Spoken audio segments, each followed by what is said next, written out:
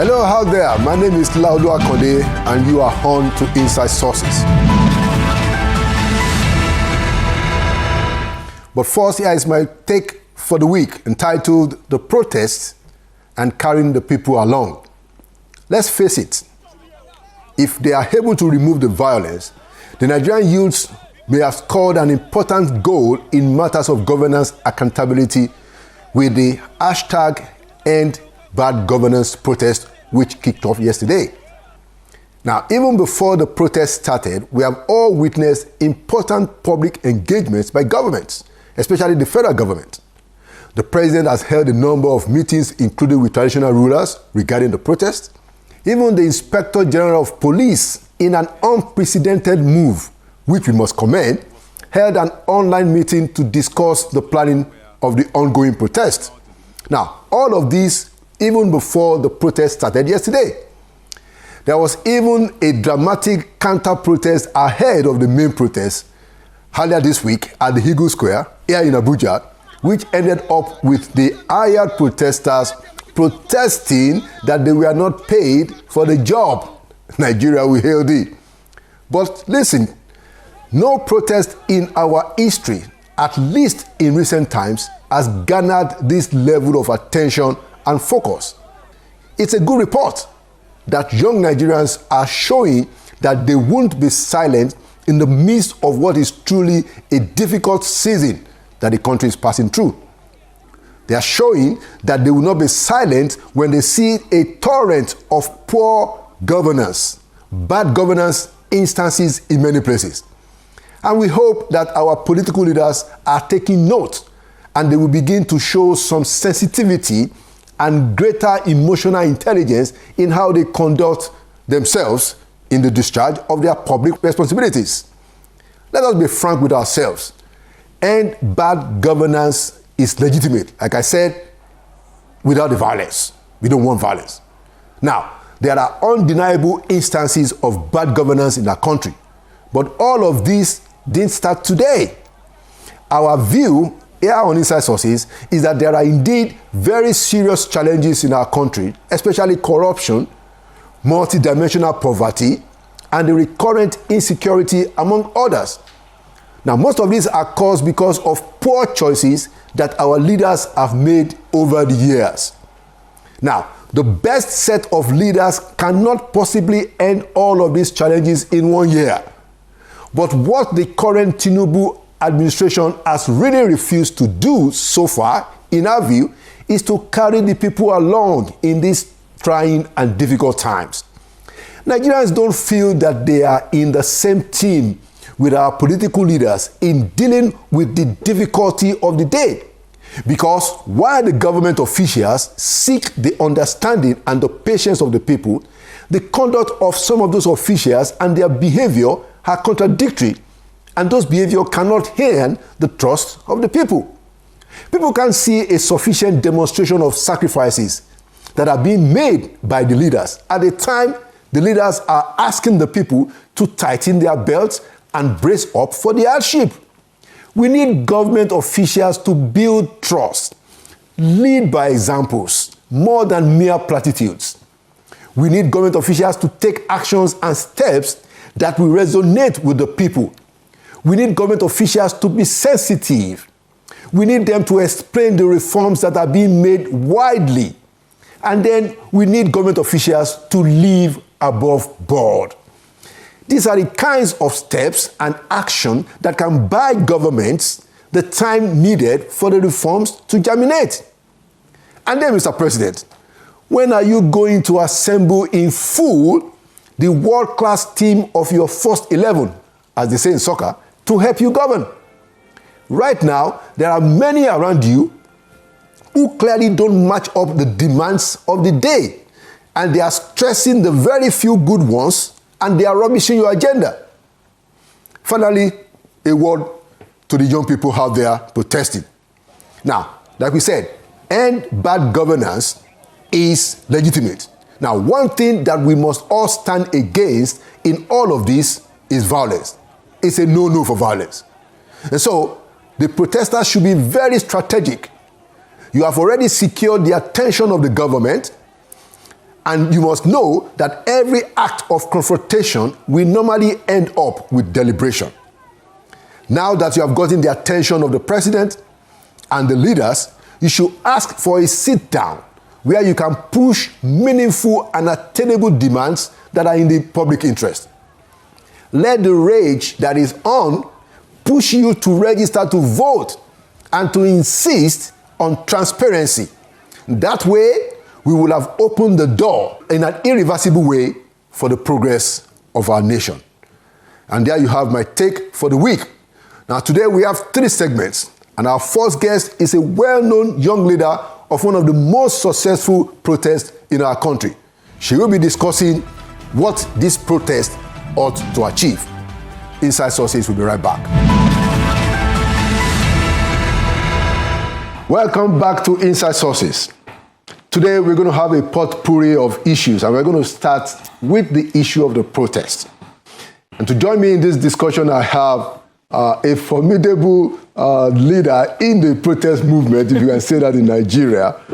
She was active with the Bring Back Our Girls movement, and she's a lawyer and a human rights activist. I'd like to welcome again, second time back to Inside Sources, Ms. Bukola Shonibare. Thank you for having me. Thank you for coming. All right, so let's talk about this protest. And I just want to start from, let's start from the end. What is going to be the outcome of this protest, as it were? Let's start from there. In your own view, how will we know that this protest is successful, that it has helped us to move the nation forward? Good, thank you. Thank you for having me. I think first is to establish why this protest is ongoing, or why this protest is even starting in the first place, because that helps us to ascertain what the end goal is. And when the protest is tagged End Bad Governance, what it is simply saying is that there isn't good governance in Nigeria. And bad governance means different things to different people. To the student who is unable to continue school because of increase in school fees, there is bad governance. To the father who watched, his daughter die because of, inadequate health care, there is bad governance. To that group of people who have to watch a member of theirs die after being stabbed by, someone on the road of Abuja, there is bad governance. To the nursing mother who cannot, afford adequate health care for their child, there is bad governance. So bad governance means different things to different people. And so when there is protest, against bad governance, that says end bad governance in Nigeria, what it is saying is that this is the coming together of people who in their own way have been protesting in one way or the other. I've been asking for this thing. When somebody goes to the market and they see that something has become quite expensive, they come online or they sit in their groups and they express their frustration. They have been protesting. They've been talking about this thing, but nothing is being done. So what sort of outcome are we going to see, to come to your question? Is first the fact that Nigerians would have expressed themselves collectively. It's one thing when, you see that you can no longer send your child to school, or a father who can no longer feed his family, or the hardship that is going on and that is literally ripping everyone apart. And I must say that those in leadership, that they can afford the life, the hardship that we currently face, does not mean an average person. We were having a conversation the other day, and we said that those who used to be in the middle class are now in the poor category. So imagine what the category of those who used to be poor, what category they have right now. That means they are the poorest of the poorest. So what is now happening with this End Bad Governance protest is to say that first, we are coming together with one voice to express our grievance against what we have been seeing. Whether we admit it or not, there is hardship in the land. When we say people cannot feed literally. There are people who have gone 001 or 101 or 000, meaning that you can either have breakfast, lunch, or dinner. You can't afford to have the three. Even those of us who we think that we can afford it, it is no longer as easy. So the collective expression of our frustration is what this end bad governance is going to do. One, two, it is going to serve as deterrence. Whether you like it or not, even before the physical convergence, the protest is already successful. The fact that there has been a lot of attacks, stigmatization, character assassination, deployment of different festivals, including the Ori Festival, to stop people, deployment of military, the militarization of civilian action. We've seen how that in itself is causing. So one thing you will see is that we expect that the Nigerian government will no longer treat the issues that people express themselves about. They will no longer treat it the same way, just sweeping it under the carpet. Nigerians have watched, especially young Nigerians. Most of those who are coming out on this issue are young Nigerians. We have over 60% of our population as young Nigerians. Young Nigerians are watching. As of March 2024, Nigeria has accumulated debt of over 127 trillion naira as of March of 2024. And so you watch your future literally being sold away, and you expect people to just sit down. And so for the child who cannot even, afford quality education, you send your child to school, primary 1 to 6, the person cannot read basic English. And so that outcome that we expect to see is all of these things. We've been talking about EndSARS for years. EndSARS means end police brutality. Is there still police brutality? Yes. The other time we found a pregnant woman who was shot by a police officer in the presence of her husband. That is bad governance. Yet we campaigned, we protested, people were killed as a result of this, and yet that is still happening. So what outcome are we going to see? Is the fact that we have a collective voice. We will express ourselves as required by law, as constitutionally guaranteed, as empowered by the law. And let's talk about the law so that we know that people are not just being sentimental about this issue. We get to that, and I wanted us to start from the outcome for a reason, because of course there are those who are saying, especially those in government, and by the way, we wanted this to be a discussion of young people, and we had also invited the youth leader of the APC, to also join the conversation. Now, just like you said, 60% of our population is young people. A lot of young people are the ones that are involved in the protest. But the other side is arguing that, look, the kind of outcome that they are afraid of is the violent outcome. Which we had, we've had in the past. Now, so my question to you is that, now I'm not sure that you're one of the organizers, but at least I know you are supporting the protest. How best can this thing be managed from your own point of view to avoid a violent confrontation or a violent outcome? Thank you. Protests don't just end up becoming violent. And each time the government talks about violent protests in Nigeria, they will typically use the EndSARS protest. The EndSARS protest did not set out to be violent. It didn't start to be violent. What happened was there was peaceful protest over a number of days until we started seeing the high-handedness of the government. What were we seeing? We were seeing arbitrary arrests. I remember one of the young boys that was killed. There was stigmatization, there was repression, there was all of that was going on. And it was at that point that citizens, now started in their bid to protect themselves. So the EndSARS protest did not start out as being a violent protest. So how do we prevent that in this end bad governance? It is first the responsibility of the government to make sure that, one, the right to protest is actually protected. And what does that mean? Nigerians have expressed the fact that they want to protest from August 1st to August 10th of 2024. And that expression of protest alone is sufficient to communicate that we should be protected in exercising our constitutionally guaranteed right. So that, one, instead of putting forward counter-protesters like we have started seeing, bringing women from different parts of Nigeria to come and counter-protest, deceiving women to come together, not knowing that they are going to come. That is completely unnecessary, because what you are doing is to pitch one group of people against the other. So once that happens, they will definitely be violent. So this is a message to the government that Nigerians have the right to protest, and it is your responsibility to protect that right to protect. to protest. Even the Constitution, of course, this right is guaranteed in Section 39 and 40 of the Constitution. Section 45 of the Constitution makes provision for derogation of that right. In law, we will say that derogation is when the government or those who hold the power have the right to not allow you exercise that particular right. But that is done within the ambit of specific principles.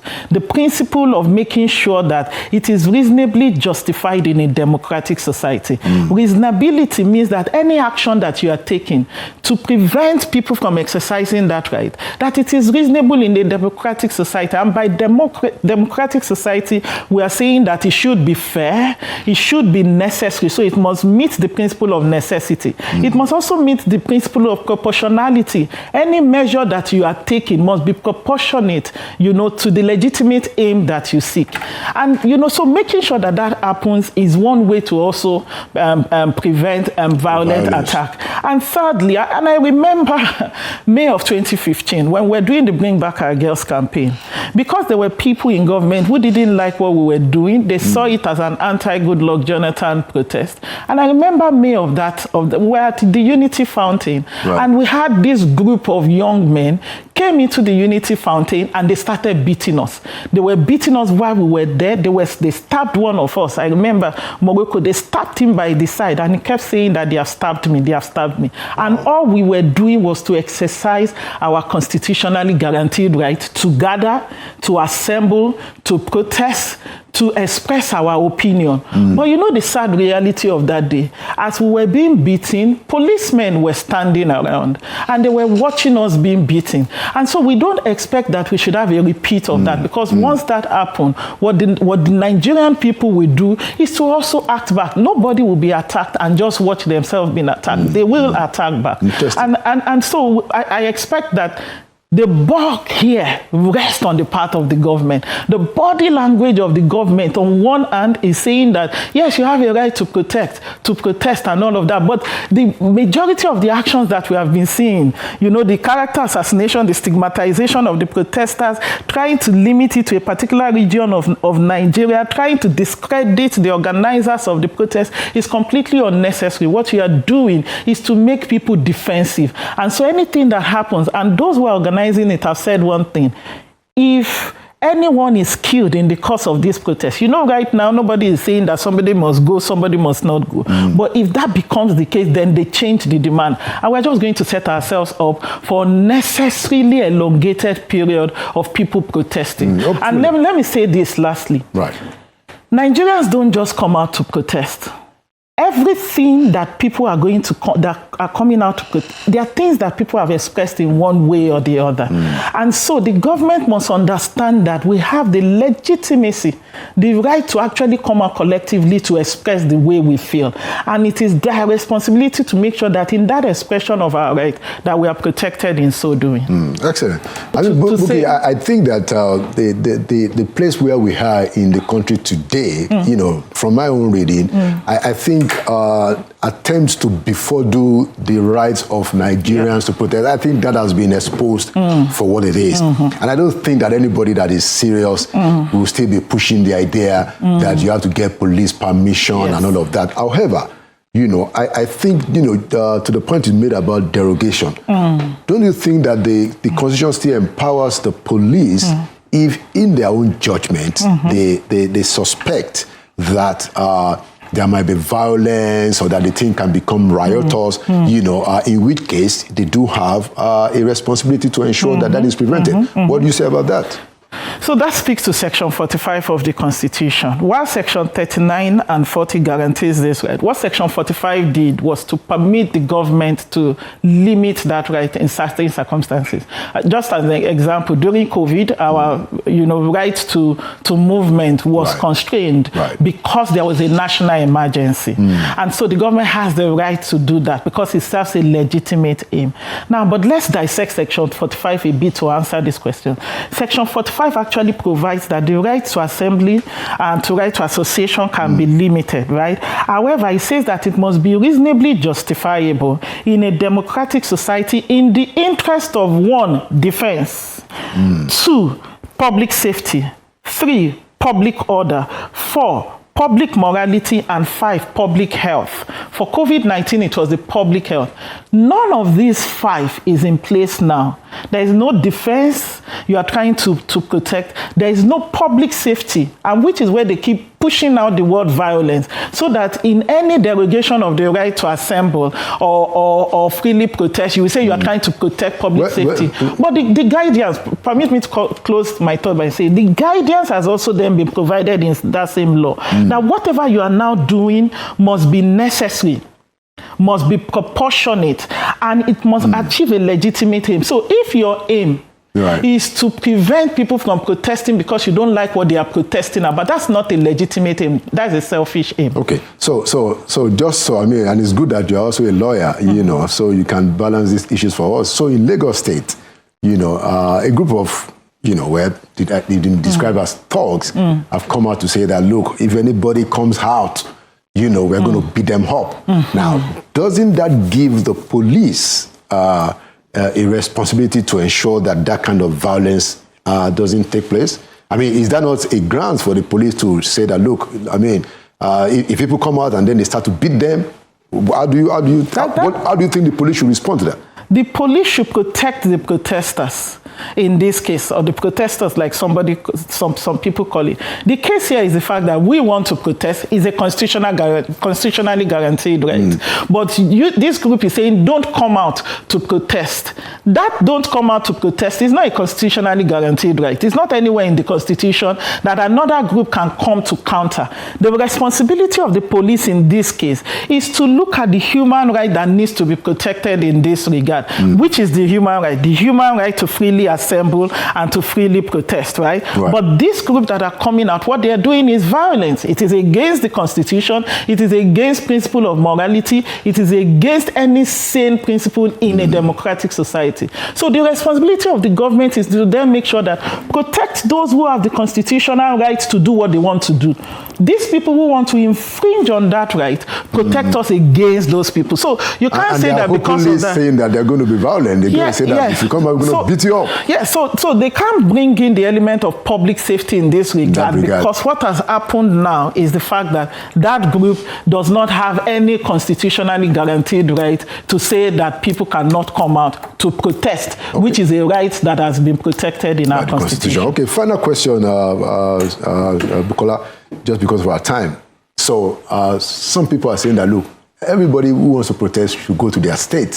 What do you say to that? I mean, don't protest in my state. You know, that's what some people are saying, especially in Lagos. They're saying that, look, if you want to protest, how can you find your way to your state? How do you respond to that? The constitutional right to protest does not give any condition to say that when you want to protest, you should only protest within a particular state, within your state of origin. So it is completely baseless. Section 1, subsection 3 of the Constitution says something, that any law, and in this regard, bring in principles, bring in, you know, actions like this, that is against the Constitution shall prevail. Right? And that law or this practice, for instance, is to that extent of its inconsistency null and void. And so this is a case of saying that what you are advising people to do is null and void. When the Aba Women's March happened in 1929, they were not constrained. If you have watched the Olufunmilayo movie, you will notice that people were being mobilized from everywhere. Ijebu, Remo, Shagam, everywhere. They didn't say just stay in Shagam, just stay somewhere. But what did we see from that? We saw pre-independence, you know, the success of that. Many other, Occupy Nigeria, there was no case of saying that only those in Lagos should protest in Lagos. Bring Back Our Girls, the same thing. And every other successful protest that we have had in Nigeria. You know, thank you for your point, but I think, you know, why not taking sides in that matter? I think it's the fallout of the NSAS, where a lot of in public infrastructure and even private properties were destroyed in Lagos. I guess, you know, that may explain it. But thank you so much, you know, for your insight, and thank you for believing in Nigeria enough to protest. Yes. You know, because the truth of the matter is that if people are protesting, it's because they have nowhere else to go. This is where they know as home, and it's important for their voices to be heard. Welcome back to Inside Sources. Today, as we continue the conversation on the future of Nigeria, we have a top female Nigerian politician, also an outstanding journalist, the former managing director of the Niger Delta Development Commission. I am excited today to welcome my sister, friend and colleague, Ibim Seminitari, to Inside Sources. Ibim, you're welcome to Inside Sources. Thank you, Laolu. Although I don't know this top Nigerian politician business, but... Well, people say that even I'm a politician. So if they say that I'm a politician, maybe you are. Well, we are all in the political space. And that's why this conversation is important. Mm-hmm. If you look at where the country is today, would you say that we are on course towards that great Nigeria that all of us have a vision of? Laulu, I like to be an eternal optimist, but in recent times, I've almost lost my optimism, and I don't think it's a good thing. But that appears to me to be where the bulk of Nigerians are right now. So people who had sworn by Nigeria are beginning to wonder what's really going on. And that's something that should trouble us. It should trouble everybody who's in leadership at any level in this country. When Nigerians begin to lose the little faith and hope they had in their country, we should worry. But the good thing again about losing hope and about hard times is that it perhaps forces a rethink of what we've been doing and what we're not quite doing right. Yesterday I was at an event and we're singing the Old New National Anthem. Okay. And one of the things that anthem does for me, honestly, is literally sound like a prayer. And maybe that's where all of us are in Nigeria today. We're praying. So maybe every time we sing the national anthem, we're praying loud enough. And maybe God, the heavens and nature will hear us. Because truly, I don't know. I think that Nigeria needs recalibration. Truly. But somewhere also say that Nigerians have a never die spirit. So maybe this is one time our resilience, our never die spirit will come to the fore. And maybe somebody somewhere will see that things are going south and would want to make a difference. So I like your opening remarks. So what do you think has to happen to have that recalibration? What are the topmost agenda in your own view? I think that the first thing that should happen is that Mr. President needs to inspire hope. The fact that he's picked a tagline that says renewed hope. Yeah. But I think he needs to now sit down and break that down. What does hope mean to the average Nigerian today? Right. What does it actually mean? And this is not a conversation his aides can actually have. This is something he needs to sit and ask himself. That in terms of legacy, when I'm done, what would I be remembered by? And the truth is, aides can't determine that. Absolutely. Because legacy is a personal thing. Absolutely. It's something you tell yourself, I want to be remembered as having done this. And it's not something that sycophants can give you. It's not something that friends can tell you. It's not even something your child can tell you. That's something that introspection does. You sit down and you say, you know what? I'm going to listen to all of the conversation that is coming from people who are not my friends.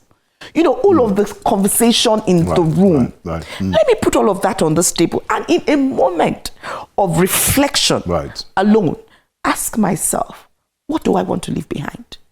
That's the first thing he has to do.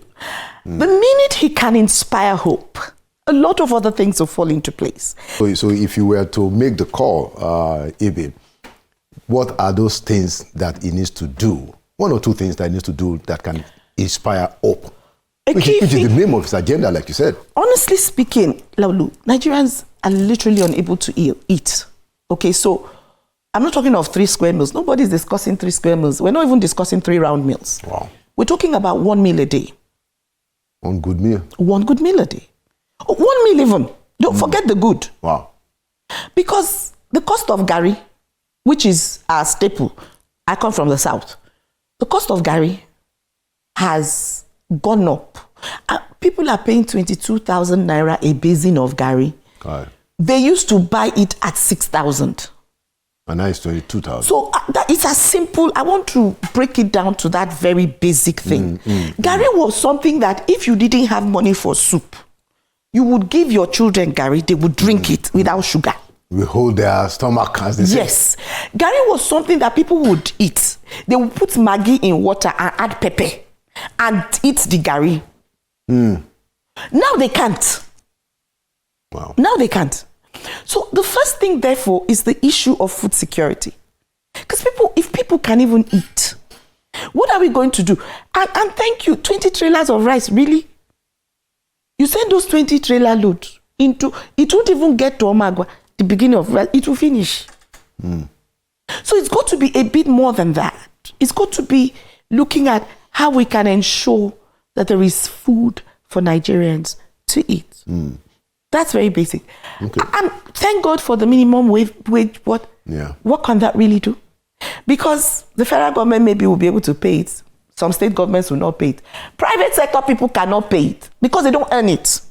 So it is fact. So we have to, Mr. President has to think about how can we make sure there is food on the table. That's one thing. One thing that you can do. The second thing is healthcare. How are we going to make sure that primary healthcare centers work? And I know primary healthcare is not the federal government's problem. Yeah. So But you see, and local governments. you need to have the conversation. And then we talk about education.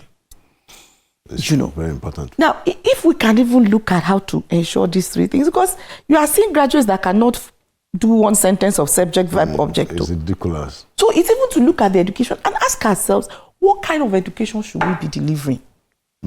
Now, I mean... so that we can create entrepreneurs. Yeah. So because of the issues that you raise, clearly those are issues, and I agree that, human capital development indices are critical. I have advocated for that.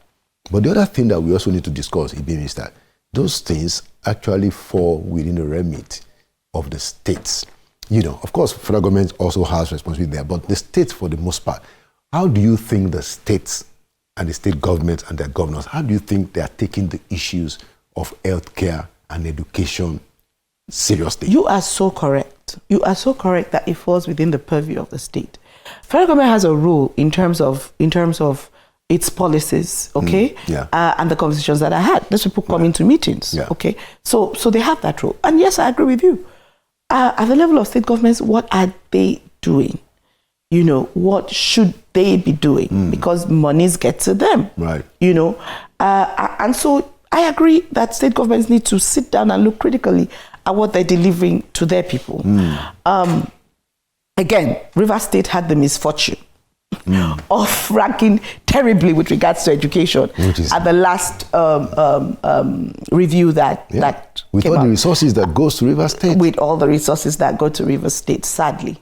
And I remember that Governor Siminala Ifubara did talk about that and say that he was therefore declaring an emergency in education. And it's really pathetic to have a state like Rivers have issues around education.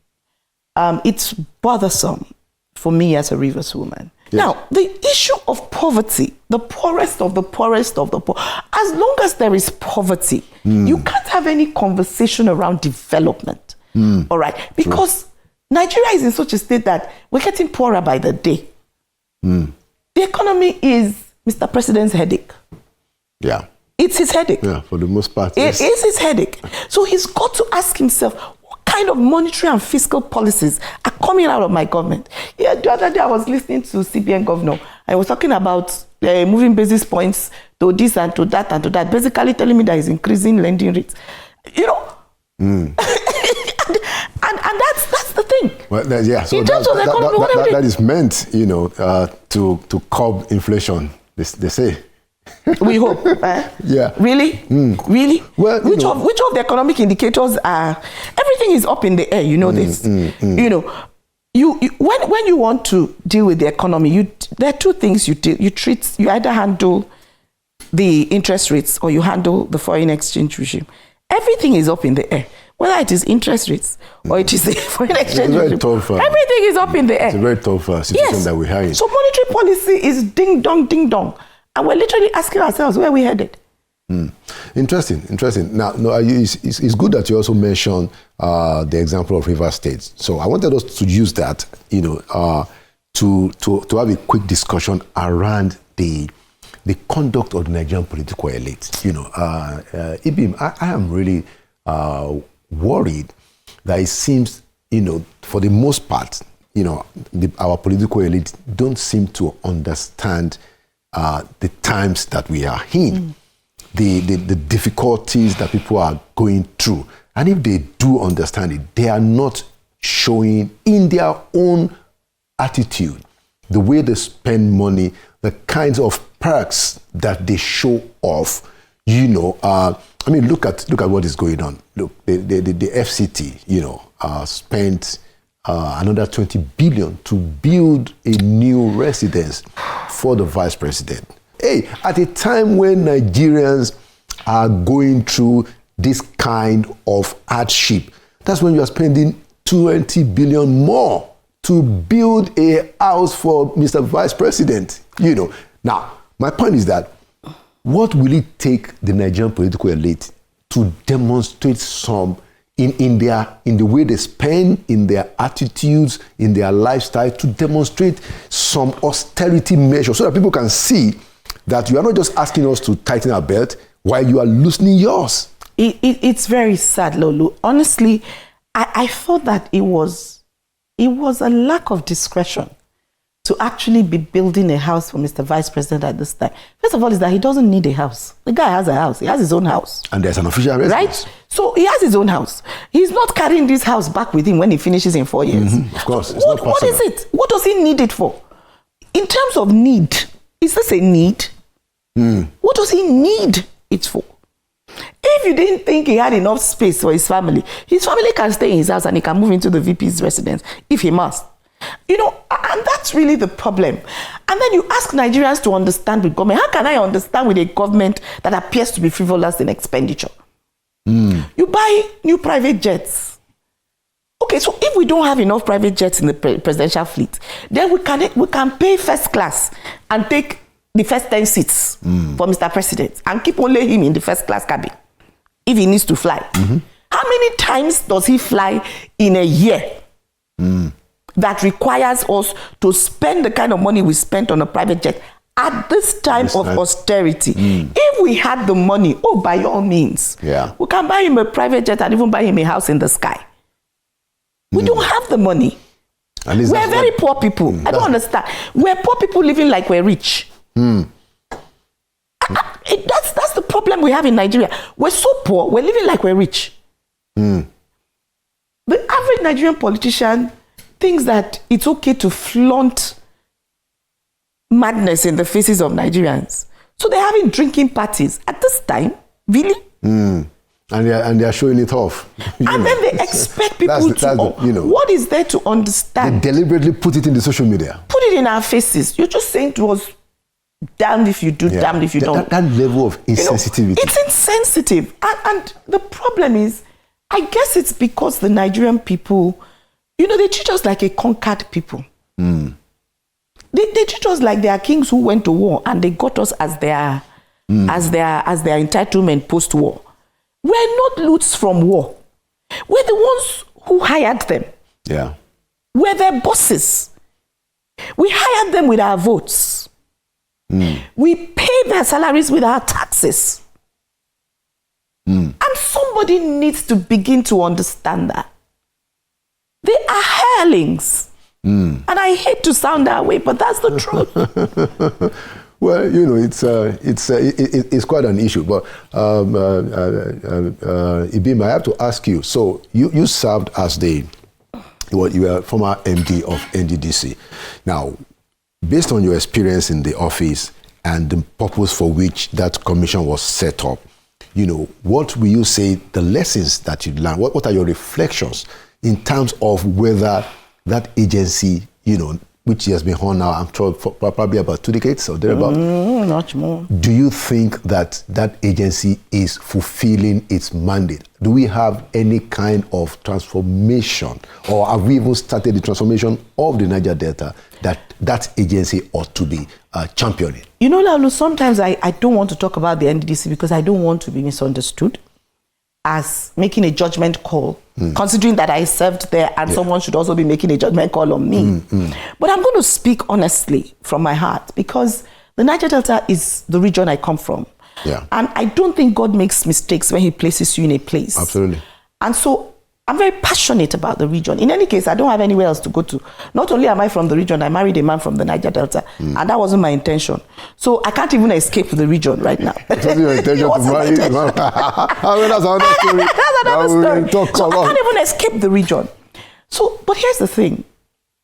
Can the NDDC do more? The answer is yes. Does it do enough? The answer is no. And the reasons are very, and I'm going to be honest about the reasons. Please. The truth is this. First of all, is that the NDDC, at some point, people thought the NDDC was a political ATM. So if I appoint you MD of NDDC, if I appoint you MD of NDDC, then it means that you become my ATM machine, and everybody who is a member of the party should be able to come into your office and collect and leave. And as they are leaving, they must leave with a piece of the pie. And that's sometimes the problems those who are managing directors of the commission face. How to deal with. Because when you say no, then you are not considered a good person.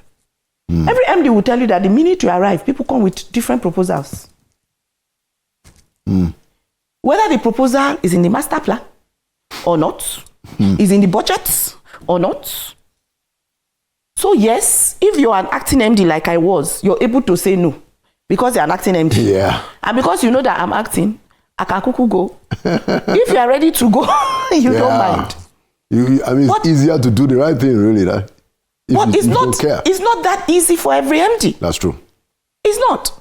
And even for you, who is saying no, don't forget that the political arrangement is that someone nominated you. So even when you say your no's, there are some places where you say the no in a muffled tone. Say no, please, no. You know, and you're not able to say it very loudly. So, yeah. But there's also the responsibility that you have. So I understand this. But then you take a position and you must ask yourself, again, this issue of legacy. What legacy do I want to leave? You must be willing to bite dust so that you can leave a name. Sacrifice. When I was made commissioner, my father said to me, if you get there, you could either make money or make a name. If you make money, you will never make a name. Good advice. If you make a name, maybe someday, somehow you'll make money. So when you get a position, you too, who is an appointee, you must ask yourself, do I want to make a name or do I want to make money? Yes, thank you so much, Ibim Seminatary, for coming to Inside Sources. Thank you, Laulu. And thank you for your services, first as commissioner in River State and also as acting MD of NEDC. Thank you for your contribution. Thank you for your voice and your insight that you have provided and that you always provide. Thank you, Laulu. And I hope that, I really hope that our country gets better every passing day. Yeah. And I think it's possible. I just hope that all of us who are privileged to either be elected or appointed understand the need to leave a legacy. Absolutely. Welcome back to Inside Sources. Now, last week, we had a take on the situation with Dangote Refinery and the regulators. A good thing, this past Monday, the Federal Executive Council took a decision which most people have welcomed as helpful in trying to resolve the knotty issues between Dangote Refinery and the NNPC. To explain this decision to us, I have with me today Mr. Hector Igwikobo, who is the publisher of Sweet Crude, a journalist in that industry for over 30 years. Hector, you are welcome back to Inside Sources. Thank you. All right. So, can you please explain to our viewers what this decision of the Federal Executive Council means? It says that now the part of the domestic crude allocation to NNPC will be going to Dangote Refinery in the first instance and all the other local refineries, and that the transaction will be done in Naira, not dollars. Hector, can you unpack this just so the average Nigerian understands what this is all about? Yeah, well, thank you for that. Thanks once again for having me. To put a historical perspective on this, what we need to understand is that prior to 2001, the NNPC paid for crude oil it gets for domestic refining in Naira. So that made cost recovery a problem for the NNPC. The NNPC had the issue of cost recovery, and the Obasanjo administration now decided that henceforth, that's going forward from there on out, the NNPC would have to pay for domestic crude oil it receives in dollars. Now, that decision was taken to, as much as possible, reduce the issue of cost recovery, the concerns around cost recovery, to ensure there was accountability. That's why that decision was taken. But you see, the question to ask now is, what measures have been put in place to stop the recurrence of the lack of cost recovery? Because it's not enough to go back to the status quo ante. We need to look at what measures have been put in place to ensure that doesn't happen going forward. That's the concerns around cost recovery. Now, you know as well as I do that whenever there's an issue in Nigeria, whenever there's a problem in Nigeria, we come up with this knee-jerk approach. We throw anything at it just to solve it going forward. But in solving it, we create other problems. So questions need to be asked. What measures have been put in place to ensure that the NNPC actually achieves cost recovery? Because we've been crying on the one hand about opacity and the lack of accountability in governments, in the NNPC in particular. So if we now say crude oil can be sold to local refiners in Naira, how do we ensure that there is cost recovery going forward? That is the question we need for the government to address. So now, talking about the cost recovery, which you're trying to explain now, I want you to explain to our audience why that matters in the value chain. Because I want to keep a focus on whether this new arrangement is going to produce for the Nigerian people at least marginally reduce fuel pump price. First off, we must concern ourselves with availability. Nigerians have had an easy ride for so long. I say this because we expect to be ignorant and free of the consequences of ignorance. And you know as well as I do that that wouldn't work. The fact that you do not know that electricity shocks or you get electrocuted if you grasp a naked wire does not mean it will not electrocute you. You know, you can't be ignorant and expect to be free of the consequences of ignorance. Now, Nigerians expect fuel to be readily available at the pump. Fair enough. But you see, it costs money to even get it to the pump. You know, we need to appreciate that there's a correlation there. Now, the NNPC cannot continue to supply crude oil to local refiners, as it were, without recovering costs. The crude oil itself costs money to get out of the ground. There's a process called exploration and production. So when you explore for crude, you bring it out of the ground. It doesn't come out of the ground as just crude oil. It comes out of the ground with gas. It comes out of the ground with sand. It comes out of the ground with water. And all of this has to be separated at a flow station. At a flow station, you separate the crude from the gas, from the sand, from the water. The water itself has to be treated because it's poisonous. You pump it into the open sea, it kills all the fishes there. It damages the ecosystem. So it has to be treated before it's pumped back. The gas itself is either flared or it has to be sent to a gas station for treatment, where you separate the wet gas from whatever else. That which has to go to the LNG goes to the LNG. That which has to be used for domestic, that's LPG. Liquefied petroleum gas goes to that. Compressed natural gas goes, and so forth and so on. So it takes processing to make crude oil readily available. And this processing is largely denominated in USD. It's not Naira, because the input that goes into crude oil production is largely USD, from the drilling to the personnel to all of that.